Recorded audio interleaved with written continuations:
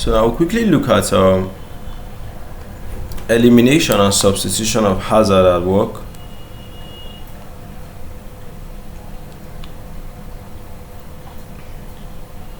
Okay, elimination and substitution of hazards at work.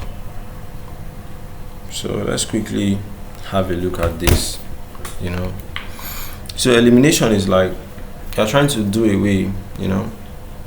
Substitution is more of like, okay, something is harmful, but I have an alternative that is better, so I'll replace it. So when you say elimination, it just simply means you are completely removing the hazard from the workplace so that workers are no longer exposed to it. While substitution is more of like what? You are taking something that is more harmful and bringing something that is better. So, for example, instead of requiring employees to manually lift heavy loads, a company might redesign the workflow so that those loads are never handled by people at all. Do you understand? Another example is what? Removing a toxic chemical from a process and redesigning the task so that the chemical is not even needed in the first place. So strength of elimination is that it provides permanent protection. Alright.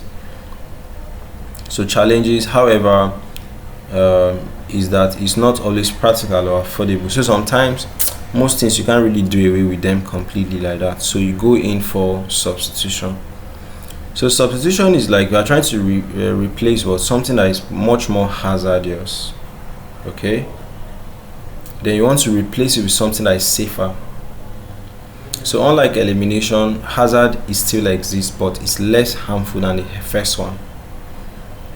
So for instance, a factory might switch from solvent-based paint to water-based paint, reducing exposure to all those harmful fumes. Do you understand? Another example is in construction, asbestos insulation can be replaced with safer synthetic materials.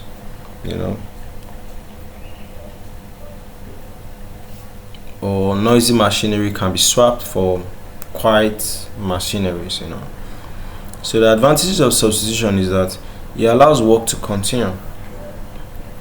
You're not doing away with something, so it can continue.